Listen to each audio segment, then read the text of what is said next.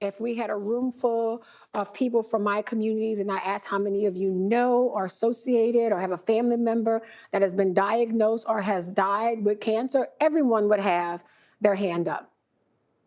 Right, and we have to ask that question in terms of how many people do you know with cancer, who have survived cancer, and how many within the last 2 months, because that number is changing so quickly. So the reality is there in front of us. We have even the most, I think, the most conservative of conservative who do not look like, who don't demographically look like us, are beginning to realize that we've got to change. In From Plantation to Pollution, Dr. Joy Banner, co-founder and co-director of the Descendants Project, asks a question that cuts to the core of American history and environmental crisis. How did the legacy of plantation slavery shape today's environmental injustices? In her talk, Dr. Banner will trace a clear and devastating through line from sugarcane plantations built on extractive enslaved labor to the modern fertilizer and petrochemical industries that now dominate Louisiana's Mississippi River corridor, often referred to as Cancer Alley.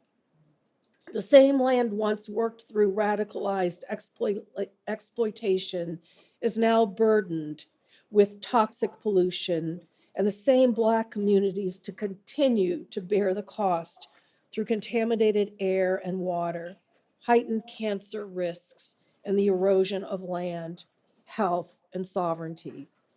Now, please join me in welcoming Dr. Joy Banner. Thank you, Susan, for that beautiful introduction. I'm with the Descendants Project. And first, what I want to do is the Descendants Project, you see there's a symbol above our name. Does anyone recognize that symbol by any chance? So it's a West African Adinkra symbol. And Sankofa is the one that I see used more often, but this one is Fawudier. It means that emancipation or liberation comes with its responsibilities. And so when I was deciding on a logo for the Descendants Project and what we wanted to represent as an organization, we chose this symbol of liberation because that's ultimately our goal. And so for us, we are a justice-focused organization. I don't think that we would have described ourselves as a justice-focused organization when we started. We thought that we were protecting our community, that we were doing the work that was necessary to make sure that as 10th generation Louisianians in that community, that there would be another 10, 50, 100 generations coming after us. And the rate of industrialization for us, we knew that we were not going to be able to pass on that privilege. And so that's what we rooted our organization in. We are also part of a community that is along the Mississippi River between New Orleans and Baton Rouge, and I'll describe a bit more about it, but it's known as plantation country. So if you have visited New Orleans before, or when you visit, you'll see that there are van tours promoted in the city that says you can choose 1 or 2 or 3 plantations to drive out 30 to 40 miles in my area and take a plantation tour. And guess what? Those plantation tours are not necessarily representative of the truth of plantations. We have a couple that are reckoning and are centering that truth, but for the most part, especially from the tourism industry, that is not the perspective that you are going to get. And so me and my sister as descendants, as people that were in the tourism industry, we felt that was incredibly unfair, that it was unjust, and that it was indeed continuing on this legacy of injustice. So that's really what was the heart of the Descendants Project, and then it evolved into what it needed to evolve to protect the community. All right, so here is my beautiful, I think it's absolutely beautiful. I'm sure you probably appreciate how green it is right now. And it stays that green all year. No, no, but I say that because when we think about these communities in Louisiana and we have to explain the challenges that we're in, and we talk about the industrialization, we forget how it's absolutely beautiful. We have the Mississippi River that is alongside it. Yes, it is polluted, but it's not brown because of just pollution. It's brown because there's a lot of sediment that is in it. And that sediment is nutritious. And there's the reason why the soil is incredibly fertile. And, you know, it's a pleasure growing up next to the river. And so right here we have the levee. So that's all along the Mississippi River. And then here is my community. So when I say that I live in the middle of a sugarcane field, here is my community and here is a sugarcane field that's right next door to me. And then here is the first beginnings of the development that we fought for 4 years to keep out. We'll talk about that. And so again, those sugarcane fields, those are hundreds of years old. So they are there from slavery. And those sugarcane, so that's the rows that you see, those were rows that were literally dug by the hands of enslaved people. And you see a little cluster around this area. It's probably a pointer here, right, as I'm doing my yoga, my stretching exercises. But a little cluster right in the far corner, that is Whitney Plantation. So my ancestors were enslaved at Whitney Plantation. And there's probably a burial ground somewhere in those sugarcane fields that we don't exactly know where they are, but we know that our state archaeologist says that wherever you have a plantation and you have sugarcane fields, that you are going to have at least one burial ground. So that is what unfolds in front of us. And then also in the left corner, where at the top corner, you can see that's industry in the background. And there is a shell plant in the back. And it seems far away, but there is a flare. There is a tower that flares and burns off pollution and chemicals so bright that it looks like the sun at nighttime. So still surrounded by industry, whether it's sugarcane industry or whether it's modern day industry. But we are happy and peaceful in our communities. We understand not only we understand the history and the culture that we still protect and that we want to continue to the next generation. So here is me in my, when I say, if I talk in a we, it's not just the organizational we, it is because I have an identical twin and she is a co-founder and co-director with me. I'm in a blue dress, she's in a white dress, if you can't tell. So our strategy is the historic protections. So as we talk about that plantation to pollution through line, there are elements of plantations in the historic nature that we use as part of our strategy. We also do work at the United Nations and international advocacy that is becoming an important part of our work. The United Nations acknowledged Louisiana's cancer rally, which was a huge that we had people at the UN in Geneva talking about, speaking directly to our communities. We travel the globe and advocate and teach people about our communities. And that is important for us because we have along the Mississippi River, we have industry from all over the world that is being summoned, being attracted to Louisiana because of the Mississippi River and because of the politics of Louisiana, which is very industry friendly. So we have been in spaces where we have representatives from the chemical industry saying, these communities, they want you to come. They want the jobs, right? Like they're begging for you to come. And then we raise up our hands and say, I'm from that small community, and guess what? We don't want you, right? So it's really important for us to be, we feel it's important for us to be in those rooms. Our legal strategies, I currently have a First Amendment case. I'm suing the parish, and our parishes are counties. So I'm suing the parish, a parish president, because I was threatened with arrest at a community meeting. So that shows you that our politics of Louisiana from the state and the local level are very industry friendly, very hostile towards environmental justice, and very hostile to those of us that are environmental justice advocates or people who simply just want to protect their communities. And so we have a lot of zoning, we're challenging zoning and things alike. And then economic development. My old joke is that I am a recovering business professor. And so economic development is one of my loves, even though economic development is used it is weaponized against us. Because what exactly is economic development?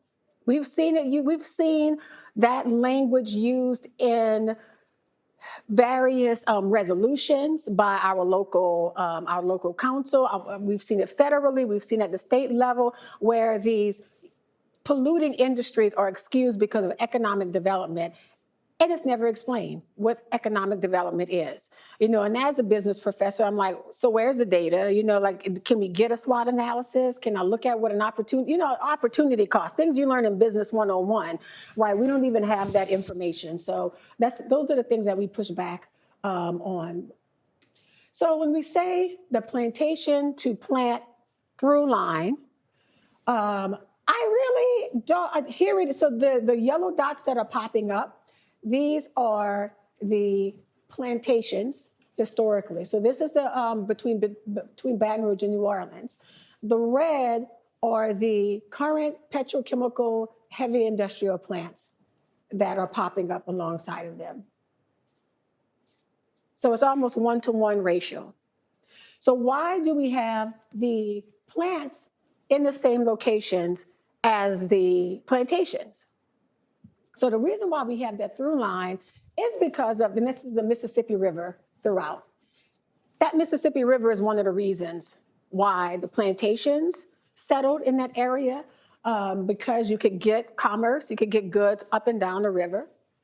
And with the plantation industry, slavery itself, and we forget that slavery is a racist system. It was based on race, but at the heart of it, it was economic development. It's economics, right? And so the point was, how do you have a small community on the top that is amassing all of the wealth and getting more and more and more wealthy, and they're taking more and more land, and they're expanding. And so we have plantations, their descendants own thousands of acres along the Mississippi River, thousands of acres. So in the 60s and the 70s, when we have stricter environmental laws. EPA starts in 1970, right? These plants in different places of the United States are having to shut down. They're having to address the pollution, having to upgrade, do all the things necessary to meet those laws. But then you have Louisiana that says, "Oh shucks, y'all just come on down here. We don't mind. Come on in." Right? And so now you have plants. Louisiana is giving them a lot of leeway. And if you have an industry that needs 1,000 to 2,000 acres to set up those plantation descendants, all you have to do is make a deal with them. Think about it, if you need 1,000 plus acres, already cleared land. Why is it already cleared? Because of the sugarcane. Millions of natural forests used to be there, but it's indigenous and it's enslaved labor is the reason why that turned it into industry. So sugarcane is the first industry, really. So it's very easy for these plants to come in and locate on the same spot of those plantations. Call it turnkey, right? Now, the other aspect of it is the descendants of those that were enslaved. They settled typically right around those plantations. Because after the Civil War, you had the sell-off of land by plantation owners who are no longer wealthy, who no longer want to be a part of that system. So there's land as offered to those that were formerly enslaved who finally are being able to get that land. And now you have these clusters of descendant communities that are right next to these former plantations. They turn into plants. They have the pollution. And so now who are the communities that are facing and dealing with the pollution? It's those Black descendant communities, right? And because they're Black, they are seen as more vulnerable, right? And we've seen it either in ways in which the plants will come by and plants will offer money and buy out white residents and then leave the Black residents there. Right, white residents knew more about the industrialization happening. We have one of our colleagues who says that we saw white people leaving and we thought white flight. We thought they were leaving us. They weren't leaving us, they were leaving pollution. They saw it coming, right? They were being told, Their land was being offered to be purchased from them, and the Black community, the Black residents didn't know. And so now we're the ones, statistically, our communities are targeted. If you are a person of color, then your emissions exposure is 6 to 21 times higher. So we have the data, we have the information and the numbers that prove the environmental racism. So I want to also show you, this is a map from 1858. If you go into a plantation or any business in my community, they'll have this long map, and here's a portion of it that shows you all of the plantations. And every little like slice, I know that's tiny, is a separate plantation, either rice or cotton or sugar. And so it's interesting as we started thinking about, making this connection between the plantations and pollution, that we looked at the map closely. So the edges of it is designed with, you see the cotton, those are sugarcane reeds, and there's also rice intertwined with it. But we looked at these little vignettes that were on the edge of that map from 1858. And I'd never paid attention to it before, but if you look in the back, that's a sugar mill, and what's coming out at the top? It's smoke, right? So there's your pollution even from that time. And then who's in the fields working? It's an enslaved man, an African-American man, right? And so even we see that there's all of these evidence, there's all this information about pollution that was even being portrayed back then. And then in these smaller pictures, you can even see the steamboats that has the smoke billowing from the top. And then with the sugar mills, the slave cabins were usually placed right next to the sugar mill, because I don't know, probably you've not smelled sugar being refined. Ironically, it is stinky, right? So for something so delicious and sweet, it stinks. We should know better just by smelling it that maybe it's not the best for us. But it was for productivity. The enslaved people their cabins were right next to the sugar mill. The master's house could be anywhere from half a mile to a mile away from the sugar mill. So here are modern day pictures. You may ask, why would someone put a cemetery so close to industry? The cemetery was there first. And that cemetery it is more than likely, we believe, not we believe, it is a cemetery of those who were formerly enslaved were there, and then their descendants buried their loved ones in that cemetery. So it is one of the cemeteries that was marked. So that cemetery was there first. And the reason why it was there first, because that site, which is Marathon in the back, is a former plantation site. So they just build around it. This one is another one. So it's not uncommon that you have a cemetery and the cemetery is there first, which you would think, well, that means that you can't build a plant on the former cemetery, right? That just makes sense. Oh no, we're just gonna build around it. Isn't this a lovely and peaceful place to go and visit your loved ones? And by the way, in order to go and visit that cemetery, the descendants have to get permission for the plant, and a security guard comes out and meets them while they go and pay respects to their loved ones. Another, you may find this interesting aspect is that's a Union Carbide plant in the background. That's where my mother worked for 25 plus years. My dad retired from Shell. So when we're talking about like the pollution and plantation country and Cancer Alley, you're talking to a community of people who has some connection, sometimes very directly, to these industries, right? And so what do we do with that? How do we reckon with, our role in that pollution?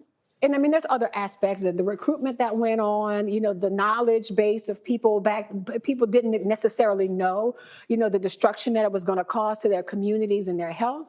But it's still, I'm very grateful for my parents' labor in these plants. It is the thing that I believe is responsible for, for my success. So like, how do I reckon with it. What kind of reparations do I need to do, right? So here's another. So when we talk about our neighborhoods are right next to the plant, that's common. That is common. You'll see parks, you'll see people's houses, and I would probably bet, just looking at the architecture of this house, that was probably a farm. That is a slave cabin. It's just been renovated and updated, but I'm pretty sure that that is a slave cabin. And so for us, coming back to our community, we likewise were threatened and are continuously threatened with industrialization. The latest battle for us that I wouldn't say ended, that we were had to contend with is the development of a grain silo and grain depot.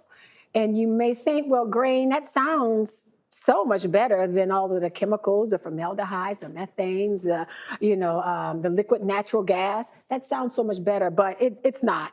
100+ tons of pollution would have been added to our community. This little pink building in the front, this is our cafe. This is the neighborhood that my great-grandparents founded. It's over 100 years old. I grew up down the street. My parents are still there, my cousins, my relatives. That's my neighborhood, family compound. And yes, they all up in my business, but I still love them. But yeah, we love our community. So we would have had 50 grain silos right next to us that structure the elevator, which extends into the river over the roads. And Louisiana, we have some weather issues. If you haven't heard, there are these things called hurricanes.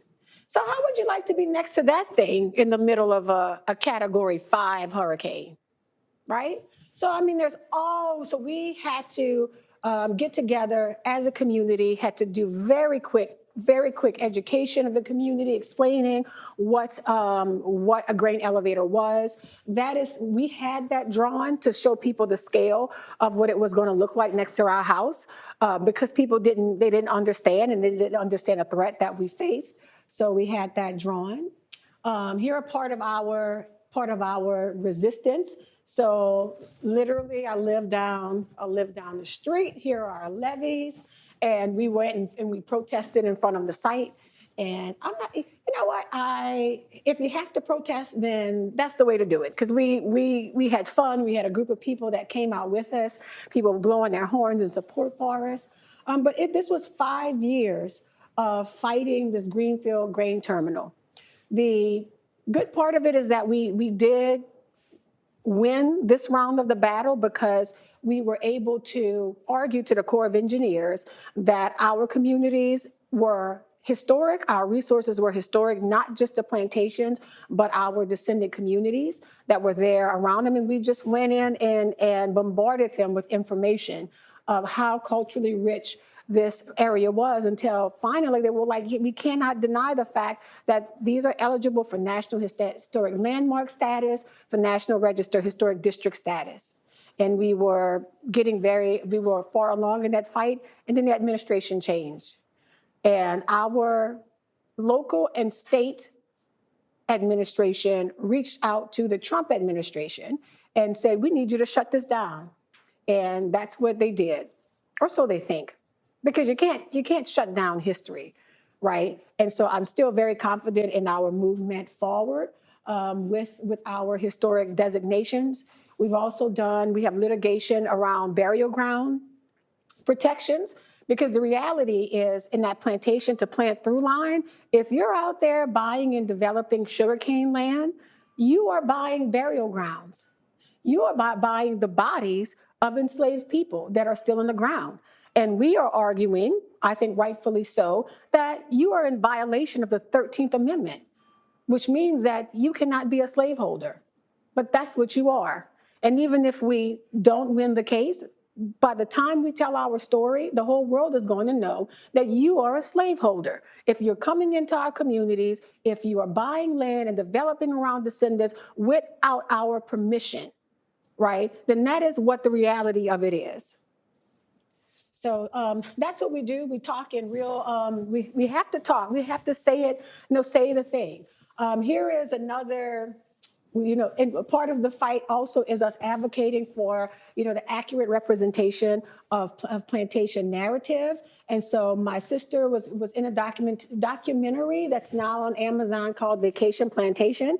So I encourage you to watch it. It is interesting, to say the least. But I would have to say also very, you could see the burden that my sister is carrying through that film, trying to explain and educate people about plantations. And so again, this is the plantation tourism aspect of it. I won't go too far deep into it, but that is what has been historically associated with and still promoted from the Louisiana tourism industry, and especially New Orleans tourism industry, that here's experience that you can get.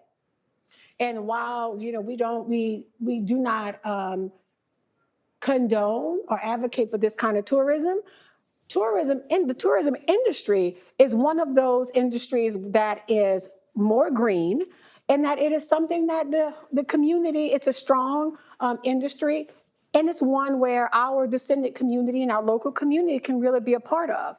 And we have the numbers and we have the data to show that our stories, that our information, that our history is something that the whole world wants to learn about.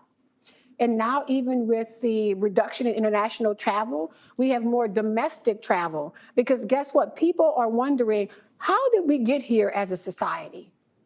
I don't get it. Seems like we got a problem with race. Maybe I should, dig a little bit deeper into that, right? And I appreciate that awareness. With the attacks on DEI, where are you going to get information about slavery anymore? With books being banned and taken out of libraries, right? Where are you going to get information? And so these institutions in Louisiana that are like, come and visit a plantation site and we'll tell you about slavery. We'll go into it. All the aspects of it, they're becoming more and more important, and more people are seeking this out. That is an opportunity to tell those stories. My area, I don't have it in here, but there is a burgeoning film industry. So everything from Django Unchained to 12 Years a Slave, Queen Sugar, if you're a fan of Queen Sugar, they filmed in the area. We've had game shows and we've tons and tons of documentaries. But even my favorite Abraham Lincoln Vampire Hunter was also filmed in the site. So jokingly, that was not my favorite. But anyway, there's a lot of wonderful storytelling folklores that come from this blend of African, Cajun, German, French traditions. And by the way, people like me that are descendants, we are descendants of everybody, right?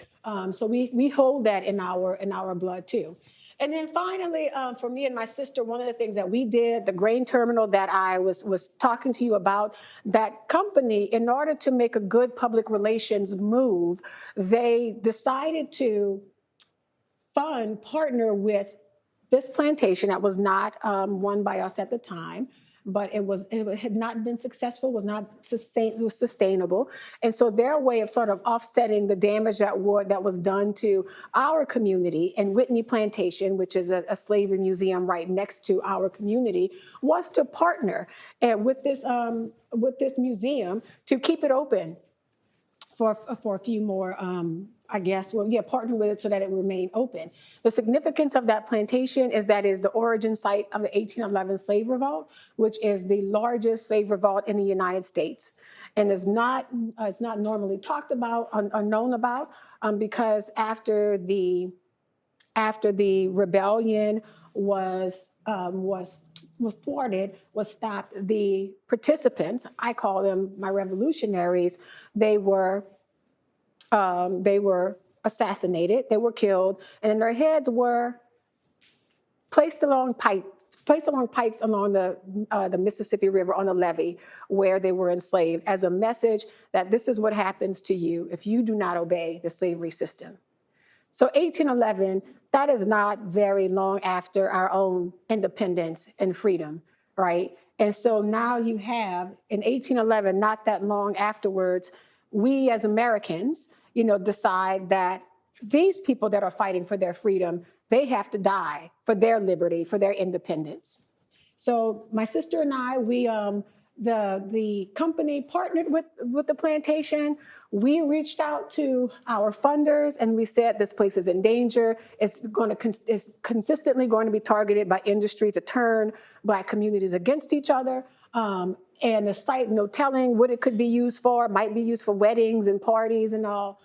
So long story short, we purchased it in 2023. So it is, we have it as a museum right now. We're still building it out. So that is an outfit from a recent reenactment. Here are some of the work that we have being done here. So we have an archaeological dig. We're digging up an 18th century kitchen foundation. And we had the community come out and actually be a part of it. And here's also, we have Harriet Tubman's descendants that came and joined us, the Brickler family, who are OBGYNs and professors, which I just think is just amazing. Right now, we have Harriet Tubman's gun and her saber currently on display at that plantation. And what else? Here's some pics. Here's our Mardi Gras Indians, and Sister Sula, who is a spiritual healer in New Orleans, a woman of faith in New Orleans. And yeah, this goes more into the environmental racism of it all. And I'll just say these stats. So what we said before, that Black residents experience between 7 and 21 times more toxic air emissions than predominantly white communities, a disparity largely attributed to state permitting of industrial facilities. Some myths that we are dealing with is oil and gas built Louisiana. And these are just some of the statistical and income and economic realities. So we don't see the jobs that are in the plants that are in our communities and that are promising the jobs, because you might be asking, why are people letting these companies come into their community? Well, if you're vulnerable, if you are under-resourced, underdeveloped, then plants come in and say, we'll build you, that hospital that you want, we'll build the clinic. And your school it needs a football field. We'll give you money for your football field. We'll pay for your uniforms, right? And that's how they are let into our community, because we think that the economics is in our benefit. But we know that that is not the truth. And that's part of also the newer work that me and my sister are doing. How can we identify and be a part and be independent of these other extractive industries that are coming into our community? So I'll go ahead and stop there. I could go on and on and on, but I won't, because I really want to leave time for your questions or for your comments. So I'll go ahead and Thank you, Joy. Any questions? Here's one. Thank you. Thank you so much. This was terrifying and enlightening, but I appreciate your energy. What about renewable energy? Is that something that you could bring to your community? Would it be welcomed in the community? So I'm so glad that you asked that question. So first of all, we gotta think about and talk about renewable energy. So first, I'll start with the parish, the county next to us. There are solar farm companies and there is a solar farm in our area. And now, though, there is a moratorium on solar farm build out, because the argument from our local representation, our council members, was that putting solar farms up would detract from the historical and cultural element of the sugarcane fields. Now, these are the same people that love it when, like right now, we're fighting, chlorine producing plants, ammonia producing plants. We have pipelines being put everywhere, right? But now they suddenly have a problem with solar farms. And I mean, look, any industry can be extractive and it can be problematic, right? So I'm not for just slapping up solar panels and solar farms without there being consideration of neighborhoods and all the things. But yes, it's renewable. The sun always shines, right? Sun, we've been looking at some wind, but the only thing that kind of quote unquote green, the false solution of carbon capture sequestration, which is problematic. So that's the only thing that has been sort of introduced and supported by our officials. But we have done our collective environmental justice groups, have gone to communities of mostly conservative white men and said, this is the danger that it can wreak on your communities and on your bayous and your lakes and your fisherways. And so now there is strong pushback against carbon capture sequestration. I'm just wondering, what can we do? What's our action item? How can we help? That's a great question. I think that so first our website, visiting our website and looking at the missions that we are engaging in and supporting. And we also have links to other groups that are doing the work. So it's not just the Descendants Project, but sharing the word with your network. Donations are always appreciated. It allows us to expand our capacity, and it allows us to engage more in our strategy, which is land purchasing. And so the ways that we can protect our communities is for that land to be in our stewardship.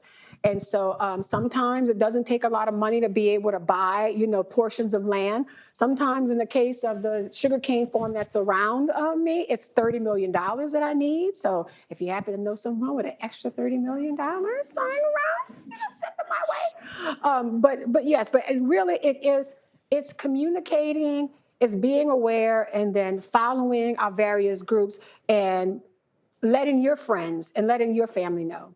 Another aspect that my sister is a big, she's more the representation in that space there. So plastic production, the less plastic that is produced, the better it is for the world, the better it is for the plastic pollution, the trash. But what we're not understanding is that the production of plastic itself is really the problem. And if it's recycled, then guess where it's going to be recycled at? Back in my community. And so as reusable as you can be, and everything has a cost. So even if paper is better, like at least it degrades, but there are paper mills polluting people. My aluminum bottle that I'm using instead of plastic, there's an aluminum plant right across the river from me that is probably one of the worst polluters in the world. So the more sustainable, the more reusable that you can be, the better. Right. And so don't go and buy 20 different, aluminum bottles and 20 different colors. And, I fell into the trap. My background is in marketing, but really just paying attention to your plastic use and your waste use and try to be as reusable as possible is something that's also very helpful for us. That means the demand is going down. That means that it's less, they can justify less and less coming and build in our communities. To add to that, I think there might be something you want to say about sort of the freedom that Northern folks still have to speak out about environmental justice, or people who live in blue areas, and help raise your voices too. Great. So yes, thank you for that that tip and piece of advice. So for environmental, yes, we need your advocacy and support when these environmental justice issues come. It's easier for you to do it. I'm not saying that it's easy, but culturally for us, we are up against such headwind. And so the amount of support, if you say our folks, our friends down in the South really need, people standing up for us, and maybe what kind of help can your legislator provide for us? We had an amazing legislator, Representative Grijalva, who came and did a pollution, environmental justice tour throughout the country, especially throughout the South. He came and he visited us, and none of our representatives came out and met him. He said that was the first time, and unfortunately, we lost him. Was it just last year, or maybe in 2024? But the good part is his daughter took his place, Grijalva. Remember, she was at 28th or 27th, the 28th vote that they needed. So yeah, whatever you can do with your legislators and to think about us and to help share our story is very helpful. Thank you. And then can I add to that? I was just curious about the condition of the soil in the sugar cane fields. If they've been producing for decades upon decades, what's getting added to them? Don't they need a break? What do we know about them? So great and so connected back to our movie for tomorrow. That is a great question. If you have a field that's been used for hundreds and hundreds and hundreds of years, how are they still productive? It's the fertilizers. right, as fertilizers, and that is being added to the soil. Fertilizer is also part of LNG, part of the oil industry. That fertilizer and the pesticides alongside of it, because when we didn't have, funny how when you don't have free labor taking care of everything, how things just kind of run amok. So so enslaved labor got replaced with, prison labor aspect of it, but now chemicals and the fertilizers, the pesticides, those fertilizers run off into the Mississippi River, into the Gulf of Mexico. Now we have a dead zone. So the fertilizer and pesticides. So if you are growing a garden, if you are growing flowers, then avoid the fertilizers if you can. But yes, that is part of chemical production in our neck of the woods as well. Thank you so much for this information. I'm wondering, at the beginning, you kind of presented a tension between not having enough information and the lack of power. The community simply couldn't act because they didn't know. And I'm wondering if you achieved kind of a different balance with all the action that you're taking, that other organization. Are people better informed now? Do you see more activism? Is it leading to any changes in political representation, in pressure? That is such a great question, and it's complicated. So people are more educated about it, and they're also have been socialized and programmed that the jobs, your economics is dependent on these plants that are coming into your community, right? So we're constantly fighting. So when we push back against development, I gotta tell you, me and my sister, we've had, there's been community hostility, not from everyone, but from people who we think were hired by the company to speak out against us. We've had a case of arson. Our 300-year-old oak tree was set on fire. We've had threats, more or less, and we're not the only ones. So it is still it's still hostile. However, that communication and the availability of the communication technology, right? And I will say the media has done such a great job of uplifting the stories and media outlets from the Northeast, from Boston, from New York, from Washington. I mean, it really has done a lot to put that information on the map, and it has helped, documentaries, news pieces. So it has helped, but that tension is still there. Like I was saying in the talk yesterday, though, unfortunately, we're seeing more and more of our people die and get sick. And so I also think that there's a reason why people understand that things have to change. If we had a room full of people from my communities and I asked how many of you know or associated or have a family member that has been diagnosed or has died with cancer, everyone would have their hand up.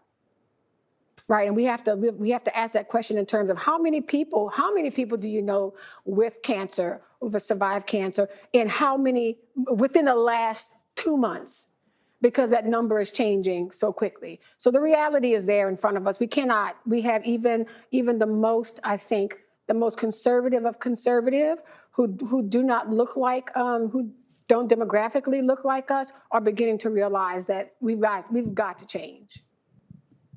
Joy, you talk about this area being very industry friendly, and I'm wondering, so we certainly know the history of the Trump administration during the first Trump administration and the devastating EPA extraordinary steps they took to dismantle regulations and across the board, and even in the first year of this current Trump administration. Are you seeing the impacts of these rollback of EPA regulations with respect to Cancer Alley and this area?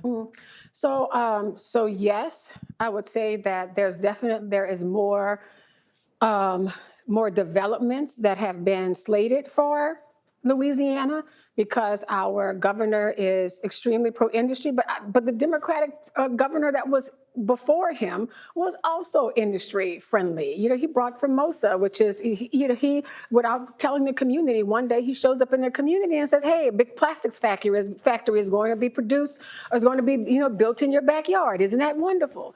So yes, we've seen the attack. We are the air emissions, the monitoring. Right now, we are in another First Amendment case that we have is our air monitors. There's been restrictions on how we can report our air monitors that are monitoring our pollution. So we can't say that our monitors are showing pollution and say that the one plant that is producing said chemical is it's coming from that plant, right? So we have a First Amendment case on the books for that one.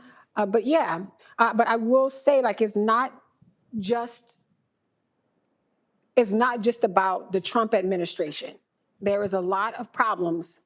I am no way in support of those policies, but it was Biden, it was Obama, because industry, the lobbyists, they talk a lot. They're on both sides. They're on all sides. And a frustration on our part is that, the Biden administration could have acted. There's some things that we felt like he could have acted quicker on. If he had acted 4 years ago, 5 years ago, when we were bringing these issues to him initially, by this time, some of those things would have been, already sort of in the books, and the damage would not have been as intense. So I just want to say that it's not just, the issue is on both sides. There is certainly, is one side better? Yes. But yeah, we have to take ownership of, all of us have a part in it.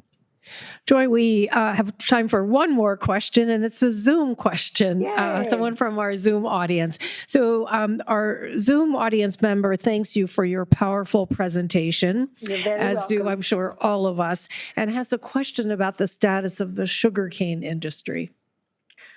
Oh, that is something that I'm doing. So Louisiana, interestingly enough, the Louisiana sugarcane industry has always been supported by tariffs, because Louisiana does not have the best sugar compared to the Caribbean. We don't have as much sun. And so the sugarcane industry has gotten more and more mechanized. It's profitable, but it's not as profitable as it used to be. So that's why we have a lot of turnover of sugarcane farms into other industrial options. I will say I'm going to put a little asterisk by that question, because it's a great question, and it's one of the areas that I am delving more and more into. So doing more research, and also researching sustainable sugarcane development as well. Because for us, our sugarcane is part of the historical designations. We want people to understand sugarcane production as it relates to slavery. But then sugarcane is horrible to have around us. They burn it, the pesticides, the fertilizers. One of those small planes every season comes and drops down over our houses and sprays pretty much everything, right? And so it's something that we want, in a sense, for that historical protection, but there is a better way of us being able to do it. So I'm going to put an asterisk on that, because that's a great question, and I'm just starting the research on it.